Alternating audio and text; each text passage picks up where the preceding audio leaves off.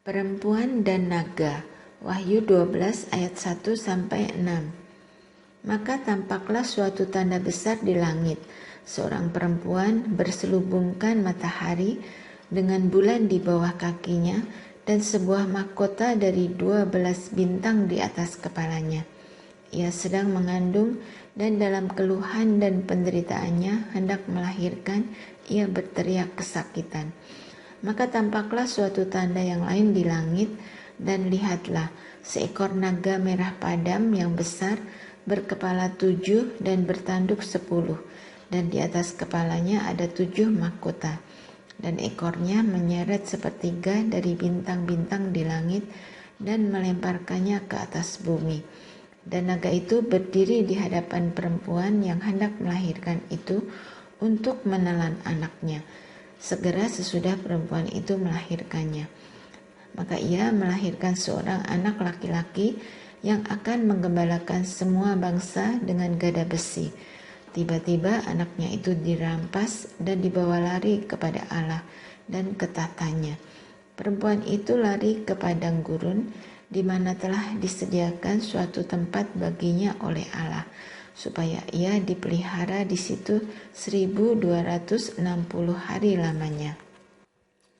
Naga dikalahkan. Wahyu 12 ayat 7-9. Maka timbullah peperangan di surga. Mikael dan malaikat-malaikatnya berperang melawan naga itu, dan naga itu dibantu oleh malaikat-malaikatnya. Tetapi mereka tidak dapat bertahan, mereka tidak mendapat tempat lagi di surga. Dan naga besar itu, si ular tua yang disebut iblis atau setan, yang menyesatkan seluruh dunia, dilemparkan ke bawah. Ia dilemparkan ke bumi bersama-sama dengan malaikat-malaikatnya. Nyanyian kemenangan. Wahyu 12 ayat 10-12. Dan aku mendengar suara yang nyaring di surga berkata, sekarang telah tiba keselamatan dan kuasa dan pemerintahan Allah kita, dan kekuasaan Dia yang diurapinya, karena telah dilemparkan ke bawah pendakwa saudara-saudara kita, yang mendakwa mereka siang dan malam di hadapan Allah kita. Dan mereka mengalahkan Dia oleh darah anak domba, dan oleh perkataan kesaksian mereka, karena mereka tidak mengasihi nyawa mereka sampai ke dalam maut. Karena itu bersukacitalah hai surga, dan hai kamu sekalian yang diam di dalamnya.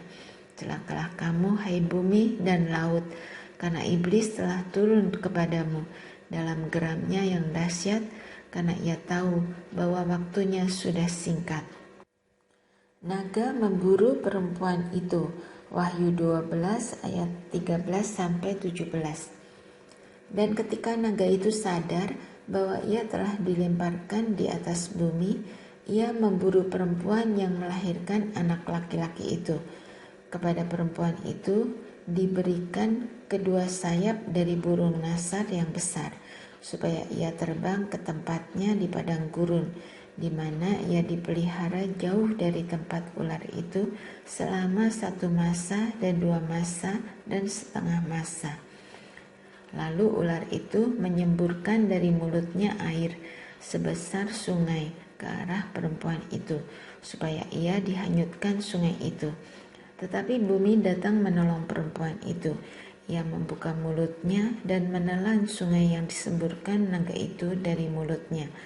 Maka marahlah naga itu kepada perempuan itu, lalu pergi memerangi keturunannya yang lain, yang menuruti hukum-hukum Allah dan memiliki kesaksian Yesus. Binatang yang keluar dari dalam laut. Wahyu 13 ayat 1-10. Dan ia tinggal berdiri di pantai laut. Lalu aku melihat seekor binatang keluar dari dalam laut, bertanduk 10 dan berkepala 7. Di atas tanduk-tanduknya terdapat 10 mahkota, dan pada kepalanya tertulis nama-nama hujat. Binatang yang kulihat itu serupa dengan macan tutul, dan kakinya seperti kaki beruang, dan mulutnya seperti mulut singa. Dan naga itu memberikan kepadanya kekuatannya dan tahtanya dan kekuasaannya yang besar. Maka tampaklah kepadaku satu dari kepala-kepalanya seperti kena luka yang membahayakan hidupnya. Tetapi luka yang membahayakan hidupnya itu sembuh. Seluruh dunia heran lalu mengikut binatang itu. Dan mereka menyembah naga itu karena ia memberikan kekuasaan kepada binatang itu. Dan mereka menyembah binatang itu sambil berkata, "Siapakah yang sama seperti binatang ini, dan siapakah yang dapat berperang melawan dia?" Dan kepada binatang itu diberikan mulut yang penuh kesombongan dan hujat. Kepadanya diberikan juga kuasa untuk melakukannya 42 bulan lamanya. Lalu ia membuka mulutnya untuk menghujat Allah, menghujat namanya dan kemah kediamannya, dan semua mereka yang diam di surga. Dan ia diperkenankan untuk berperang melawan orang-orang kudus dan untuk mengalahkan mereka. Dan kepadanya diberikan kuasa atas setiap suku dan umat dan bahasa dan bangsa. Dan semua orang yang diam di atas bumi akan menyembahnya, yaitu setiap orang yang namanya tidak tertulis sejak dunia dijadikan di dalam kitab kehidupan dari anak domba yang telah disembelih. Barang siapa bertelinga, hendaklah ia mendengar. Barang siapa ditentukan untuk ditawan, ia akan ditawan. Barang siapa ditentukan untuk dibunuh dengan pedang, ia harus dibunuh dengan pedang. Yang penting di sini ialah ketabahan dan iman orang-orang kudus. Binatang yang keluar dari dalam bumi. Wahyu 13 ayat 11 sampai 18. Dan aku melihat seekor binatang lain keluar dari dalam bumi dan bertanduk dua sama seperti anak domba, dan ia berbicara seperti seekor naga. Dan seluruh kuasa binatang yang pertama itu dijalankannya di depan matanya. Ia menyebabkan seluruh bumi dan semua penghuninya menyembah binatang pertama, yang luka parahnya telah sembuh. Dan ia mengadakan tanda-tanda yang dahsyat, bahkan ia menurunkan api dari langit ke bumi di depan mata semua orang. Ia menyesatkan mereka yang diam di bumi dengan tanda-tanda yang telah diberikan kepadanya untuk dilakukannya di depan mata binatang itu. Dan ia menyuruh mereka yang diam di bumi supaya mereka mendirikan patung untuk menghormati binatang yang luka oleh pedang, namun yang tetap hidup itu. Dan kepadanya diberikan kuasa untuk memberikan nyawa kepada patung binatang itu, sehingga patung binatang itu berbicara juga dan bertindak begitu rupa sehingga semua orang yang tidak menyembah patung binatang itu dibunuh. Dan ia menyebabkan sehingga kepada semua orang, kecil atau besar, kaya atau miskin, merdeka atau hamba, diberi tanda pada tangan kanannya atau pada dahinya. Dan tidak seorang pun yang dapat membeli atau menjual selain daripada mereka yang memakai tanda itu, yaitu nama binatang itu atau bilangan namanya. Yang penting di sini ialah hikmat. Barang siapa yang bijaksana, baiklah ia menghitung bilangan binatang itu, karena bilangan itu adalah bilangan seorang manusia, dan bilangannya ialah 666. Anak domba dan pengikutnya yang ditebusnya. Wahyu 14 ayat 1 sampai 5. Dan aku melihat sesungguhnya anak domba berdiri di bukit Sion, dan bersama-sama dengan dia 144.000 orang. Dan di dahi mereka tertulis namanya dan nama Bapanya. Dan aku mendengar suatu suara dari langit bagaikan desau air bah dan bagaikan deru guruh yang dahsyat. Dan suara yang kudengar itu seperti bunyi pemain-pemain kecapi yang memetik kecapinya. Mereka menyanyikan suatu nyanyian baru di hadapan tahta dan di depan keempat makhluk dan tua-tua itu.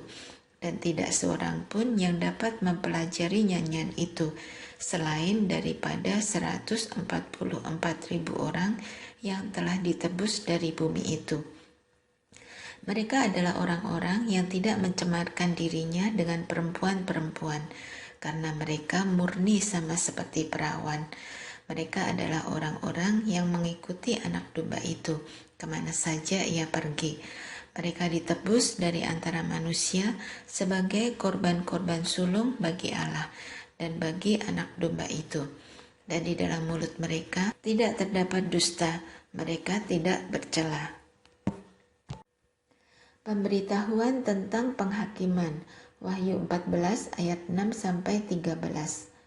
Dan aku melihat seorang malaikat lain terbang di tengah-tengah langit, dan padanya ada Injil yang kekal untuk diberitakannya kepada mereka yang diam di atas bumi, dan kepada semua bangsa dan suku dan bahasa dan kaum. Dan ia berseru dengan suara nyaring, "Takutlah akan Allah dan muliakanlah Dia, karena telah tiba saat penghakimannya. Dan sembahlah Dia yang telah menjadikan langit dan bumi dan laut dan semua mata air." Dan seorang malaikat lain, malaikat kedua, menyusul Dia dan berkata, sudah rubuh Babel, kota besar itu, yang telah memabukkan segala bangsa dengan anggur hawa nafsu cabulnya." Dan seorang malaikat lain, malaikat ketiga, menyusul mereka dan berkata dengan suara nyaring, "Jikalau seorang menyembah binatang dan patungnya itu, dan menerima tanda pada dahinya atau pada tangannya, maka ia akan minum dari anggur murka Allah, yang disediakan tanpa campuran dalam cawan murkanya, dan ia akan disiksa dengan api dan belerang di depan mata malaikat-malaikat kudus dan di depan mata anak domba. Maka asap api yang menyiksa mereka itu naik ke atas sampai selama-lamanya, dan siang malam mereka tidak henti-hentinya disiksa, yaitu mereka yang menyembah binatang serta patungnya itu, dan barang siapa yang telah menerima tanda namanya. Yang penting di sini ialah ketekunan orang-orang kudus yang menuruti perintah Allah dan iman kepada Yesus. Dan aku mendengar suara dari surga berkata, "Tuliskan, berbahagialah orang-orang mati yang mati dalam Tuhan sejak sekarang ini. Sungguh," kata Roh, "supaya mereka boleh beristirahat dari jerih lelah mereka, karena segala perbuatan mereka menyertai mereka." Tuaian di bumi, Wahyu 14 ayat 14-20. Dan aku melihat sesungguhnya ada suatu awan putih, dan di atas awan itu duduk seorang seperti anak manusia dengan sebuah mahkota emas di atas kepalanya dan sebilah sabit tajam di tangannya. Maka keluarlah seorang malaikat lain dari bait suci, dan ia berseru dengan suara nyaring kepada Dia yang duduk di atas awan itu, "Ayunkanlah sabitmu itu dan tuailah, karena sudah tiba saatnya untuk menuai, sebab tuaian di bumi sudah masak." Dan ia yang duduk di atas awan itu mengayunkan sabitnya ke atas bumi, dan bumi pun dituailah. Dan seorang malaikat lain keluar dari bait suci yang di surga, juga padanya ada sebilah sabit tajam. Dan seorang malaikat lain datang dari Mesbah. Ia berkuasa atas api, dan ia berseru dengan suara nyaring kepada malaikat yang memegang sabit tajam itu. Katanya, "Ayunkanlah sabitmu yang tajam itu, dan potonglah buah-buah pohon anggur di bumi, karena buahnya sudah masak." Lalu malaikat itu mengayunkan sabitnya ke atas bumi, dan memotong buah pohon anggur di bumi, dan melemparkannya ke dalam kilangan besar, yaitu murka Allah. Dan buah-buah anggur itu dikilang di luar kota, dan dari kilangan itu mengalir darah, tingginya sampai ke kekang kuda dan jauhnya 200 mil. Nyanyian mereka yang menang, Wahyu 15 ayat 1-4. Dan aku melihat suatu tanda lain di langit, besar dan ajaib, 7 malaikat dengan 7 malapetaka terakhir, karena dengan itu berakhirlah murka Allah. Dan aku melihat sesuatu bagaikan lautan kaca bercampur api, dan di tepi lautan kaca itu berdiri orang-orang yang telah mengalahkan binatang itu dan patungnya dan bilangan namanya. Pada mereka ada kecapi Allah, dan mereka menyanyikan nyanyian Musa hamba Allah dan nyanyian anak domba. Bunyinya, besar dan ajaib segala pekerjaanmu, ya Tuhan Allah yang Maha Kuasa. Adil dan benar segala jalanmu, ya Raja segala bangsa. Siapakah yang tidak takut, ya Tuhan, dan yang tidak memuliakan namamu? Sebab Engkau saja yang kudus, karena semua bangsa akan datang dan sujud menyembah Engkau. Sebab telah nyata kebenaran segala penghakimanmu. 7 malaikat dengan 7 cawan murka Allah. Wahyu 15 ayat 5-8. Kemudian daripada itu, aku melihat orang membuka bait suci, kemah kesaksian di surga. Dan ketujuh malaikat dengan ketujuh malapetaka itu keluar dari bait suci, berpakaian lenan yang putih bersih dan berkilau-kilauan, dan dadanya berlilitkan ikat pinggang dari emas.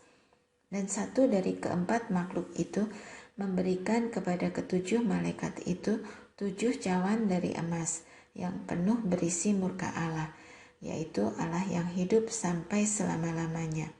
Dan bait suci itu dipenuhi asap karena kemuliaan Allah dan karena kuasanya, dan seorang pun tidak dapat memasuki bait suci itu sebelum berakhir ketujuh malapetaka dari ketujuh malaikat itu.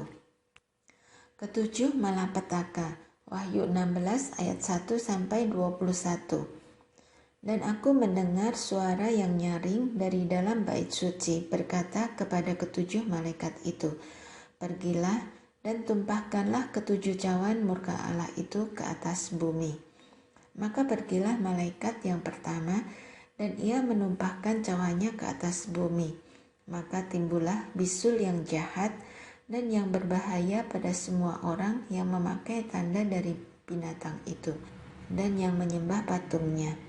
Dan malaikat yang kedua menumpahkan cawannya ke atas laut, maka airnya menjadi darah, seperti darah orang mati, dan matilah segala yang bernyawa yang hidup di dalam laut.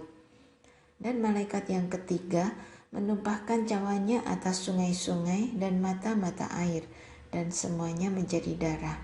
Dan aku mendengar malaikat yang berkuasa atas air itu berkata, adil Engkau, Engkau yang ada dan yang sudah ada, Engkau yang kudus yang telah menjatuhkan hukuman ini, karena mereka telah menumpahkan darah orang-orang kudus dan para nabi. Engkau juga telah memberi mereka minum darah. Hal itu wajar bagi mereka.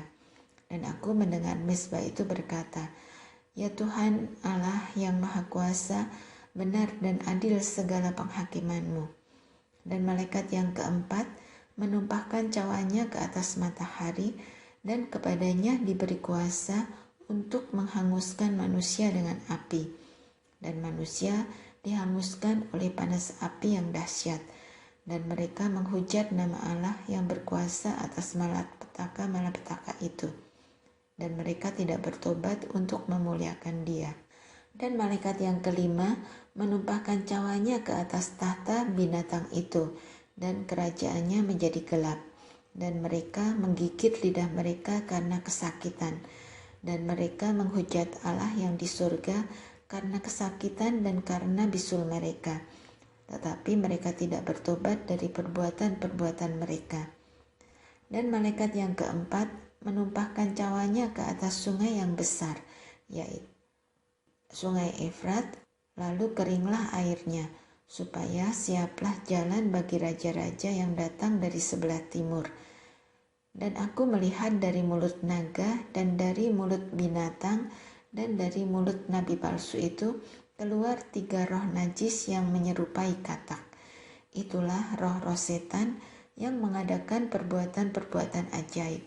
Dan mereka pergi mendapatkan raja-raja di seluruh dunia untuk mengumpulkan mereka guna peperangan pada hari besar, yaitu hari Allah yang Maha Kuasa. Lihatlah, Aku datang seperti pencuri. Berbahagialah dia yang berjaga-jaga dan yang memperhatikan pakaiannya, supaya ia jangan berjalan dengan telanjang dan jangan kelihatan kemaluannya. Lalu ia mengumpulkan mereka di tempat yang dalam bahasa Ibrani disebut Harmagedon, dan malaikat yang ketujuh menumpahkan cawanya ke angkasa, dan dari dalam bait suci kedengaranlah suara yang nyaring dari tahta itu. Katanya, sudah terlaksana. Maka memancarlah kilat dan menderulah bunyi guruh, dan terjadilah gempa bumi yang dahsyat, seperti belum pernah terjadi sejak manusia ada di atas bumi. Begitu hebatnya gempa bumi itu. Lalu terbelahlah kota besar itu menjadi 3 bagian, dan runtuhlah kota-kota bangsa-bangsa yang tidak mengenal Allah. Maka teringatlah Allah akan Babel yang besar itu untuk memberikan kepadanya cawan yang penuh dengan anggur kegeraman murkanya. Dan semua pulau hilang lenyap dan tidak ditemukan lagi gunung-gunung. Dan hujan es besar seberat 100 pon jatuh dari langit menimpa manusia, dan manusia menghujat Allah karena malapetaka hujan es itu, sebab malapetaka itu sangat dahsyat. Penghakiman atas Babel, Wahyu 17 ayat 1-18. Lalu datanglah seorang dari ketujuh malaikat yang membawa ketujuh cawan itu dan berkata kepadaku, "Mari ke sini, aku akan menunjukkan kepadamu putusan atas pelacur besar yang duduk di tempat yang banyak airnya. Dengan dia, raja-raja di bumi telah berbuat cabul, dan penghuni-penghuni bumi telah mabuk oleh anggur percabulannya. Dalam roh aku dibawanya ke padang gurun, dan aku melihat seorang perempuan duduk di atas seekor binatang yang merah ungu, yang penuh tertulis dengan nama-nama hujat. Binatang itu mempunyai 7 kepala dan 10 tanduk, dan perempuan itu memakai kain ungu dan kain kirmisi yang dihiasi dengan emas, permata, dan mutiara, dan di tangannya ada suatu cawan emas penuh dengan segala kekejian dan kenajisan percabulannya. Dan pada dahinya tertulis suatu nama, suatu rahasia, Babel besar, ibu dari wanita-wanita pelacur dan dari kekejian di bumi. Dan aku melihat perempuan itu mabuk oleh darah orang-orang kudus dan darah saksi-saksi Yesus. Dan ketika aku melihatnya, aku sangat heran. Lalu kata malaikat itu kepadaku, "Mengapa engkau heran? Aku akan mengatakan kepadamu rahasia perempuan itu dan rahasia binatang yang memikulnya, binatang yang berkepala 7 dan bertanduk 10 itu. Adapun binatang yang telah kau lihat itu telah ada, namun tidak ada. Ia akan muncul dari jurang maut, dan ia menuju kepada kebinasaan. Dan mereka yang diam di bumi, yaitu mereka yang tidak tertulis di dalam kitab kehidupan sejak dunia dijadikan, akan heran apabila mereka melihat bahwa binatang itu telah ada, namun tidak ada dan akan muncul lagi. Yang penting di sini ialah akal yang mengandung hikmat. Ketujuh kepala itu adalah 7 gunung, yang di atasnya perempuan itu duduk. Ketujuhnya adalah juga 7 raja, 5 di antaranya sudah jatuh, yang satu ada dan yang lain belum datang. Dan jika ia datang, ia akan tinggal seketika saja. Dan binatang yang pernah ada dan yang sekarang tidak ada itu, ia sendiri adalah raja ke-8. Dan namun demikian, satu dari ketujuh itu, dan ia menuju kepada kebinasaan. Dan ke-10 tanduk yang telah kau lihat itu adalah 10 raja yang belum mulai memerintah. Tetapi 1 jam lamanya mereka akan menerima kuasa sebagai raja bersama-sama dengan binatang itu. Mereka seia sekata kekuatan dan kekuasaan mereka berikan kepada binatang itu. Mereka akan berperang melawan anak domba, tetapi anak domba akan mengalahkan mereka, karena ia adalah Tuan di atas segala tuan, dan raja di atas segala raja. Mereka bersama-sama dengan dia juga akan menang, yaitu mereka yang terpanggil, yang telah dipilih dan yang setia. Lalu ia berkata kepadaku, semua air yang telah kau lihat di mana wanita pelacur itu duduk adalah bangsa-bangsa dan rakyat banyak, dan kaum dan bahasa. Dan ke-10 tanduk yang telah kau lihat itu, serta binatang itu akan membenci pelacur itu, dan mereka akan membuat dia menjadi sunyi dan telanjang. Dan mereka akan memakan dagingnya dan membakarnya dengan api. Sebab Allah telah menerangi hati mereka untuk melakukan kehendaknya dengan seia sekata, dan untuk memberikan pemerintahan mereka kepada binatang itu, sampai segala firman Allah telah digenapi. Dan perempuan yang telah kau lihat itu adalah kota besar yang memerintah atas raja-raja di bumi. Jatuhnya Babel, Wahyu 18 ayat 1-20. Kemudian daripada itu, aku melihat seorang malaikat lain turun dari surga. Ia mempunyai kekuasaan besar, dan bumi menjadi terang oleh kemuliaannya. Dan ia berseru dengan suara yang kuat, katanya, sudah rubuh Babel, kota besar itu. Dan ia telah menjadi tempat kediaman roh-roh jahat, dan tempat bersembunyi semua roh najis, dan tempat bersembunyi segala burung yang najis dan yang dibenci. Karena semua bangsa telah minum dari anggur hawa nafsu cabulnya, dan raja-raja di bumi telah berbuat cabul dengan dia, dan pedagang-pedagang di bumi telah menjadi kaya oleh kelimpahan hawa nafsunya. Lalu aku mendengar suara lain dari surga berkata, pergilah kamu, hai umatku, pergilah daripadanya, supaya kamu jangan mengambil bagian dalam dosa-dosanya, dan supaya kamu jangan turut ditimpa malapetaka-malapetakanya. Sebab dosa-dosanya telah bertimbun-timbun sampai ke langit, dan Allah telah mengingat segala kejahatannya. Balaskanlah kepadanya sama seperti dia juga membalaskan, dan berikanlah kepadanya 2 kali lipat menurut pekerjaannya. Campurkanlah baginya 2 kali lipat di dalam cawan pencampurannya. Berikanlah kepadanya siksaan dan perkabungan, sebanyak kemuliaan dan kemewahan yang telah ia nikmati. Sebab ia berkata di dalam hatinya, aku bertahta seperti ratu, aku bukan janda, dan aku tidak akan pernah berkabung.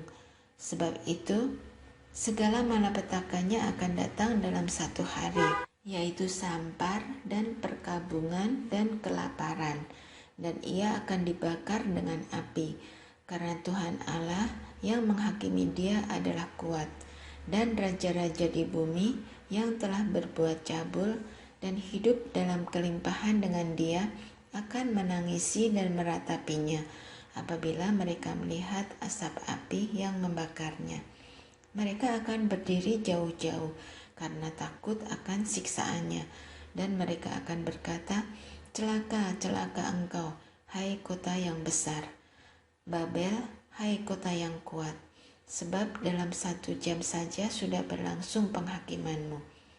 Dan pedagang-pedagang di bumi menangis dan berkabung karena dia, sebab tidak ada orang lagi yang membeli barang-barang mereka, yaitu barang-barang dagangan dari emas dan perak, permata dan mutiara, dari lenan halus dan kain ungu, dari sutra dan kain kirmisi, berbagai jenis barang dari kayu yang harum baunya, berbagai jenis barang dari gading, berbagai jenis barang dari kayu yang mahal, dari tembaga, besi dan pualam, kulit manis dan rempah-rempah, wangi-wangian, mur dan kemenyan, anggur, minyak, tepung halus dan gandum, lembu sapi, domba, kuda dan kereta, budak, dan bahkan nyawa manusia.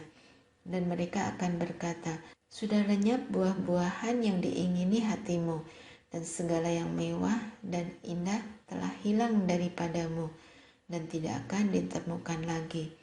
Mereka yang memperdagangkan barang-barang itu, yang telah menjadi kaya oleh dia akan berdiri jauh-jauh karena takut akan siksaannya, dan sambil menangis dan meratap, mereka berkata, "Celaka, celaka, kota besar yang berpakaian lenan halus dan kain ungu dan kain girmisi, dan yang dihiasi dengan emas dan permata dan mutiara.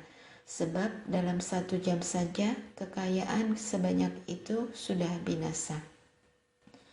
Dan setiap nahkoda dan pelayar dan anak-anak kapal dan semua orang yang mata pencahariannya di laut berdiri jauh-jauh dan berseru ketika mereka melihat asap api yang membakarnya. Katanya, "Kota manakah yang sama dengan kota besar ini?" Dan mereka menghamburkan debu ke atas kepala mereka dan berseru sambil menangis dan meratap. Katanya, "Celaka, celaka, kota besar yang olehnya semua orang yang mempunyai kapal di laut telah menjadi kaya oleh barangnya yang mahal. Sebab dalam 1 jam saja ia sudah binasa. Bersukacitalah atas dia, hai surga, dan kamu, hai orang-orang kudus, rasul-rasul dan nabi-nabi, karena Allah telah menjatuhkan hukuman atas dia karena kamu." Babel tidak akan bangkit lagi. Wahyu 18 ayat 21 sampai 24. Dan seorang malaikat yang kuat mengangkat sebuah batu sebesar batu kilangan, lalu melemparkannya ke dalam laut. Katanya, "Demikianlah Babel, kota besar itu, akan dilemparkan dengan keras ke bawah, dan ia tidak akan ditemukan lagi." Dan suara pemain-pemain kecapi dan penyanyi-penyanyi dan peniup-peniup seruling dan sangkakala tidak akan kedengaran lagi di dalammu. Dan seorang yang ahli dalam sesuatu kesenian tidak akan ditemukan lagi di dalammu. Dan suatu kilangan tidak akan kedengaran lagi di dalammu. Dan cahaya lampu tidak akan bersinar lagi di dalammu. Dan suara mempelai laki-laki dan pengantin perempuan tidak akan kedengaran lagi di dalammu, karena pedagang-pedagangmu adalah pembesar-pembesar di bumi. Oleh ilmu sihirmu semua bangsa disesatkan, dan di dalamnya terdapat darah nabi-nabi dan orang-orang kudus, dan darah semua orang yang dibunuh di bumi.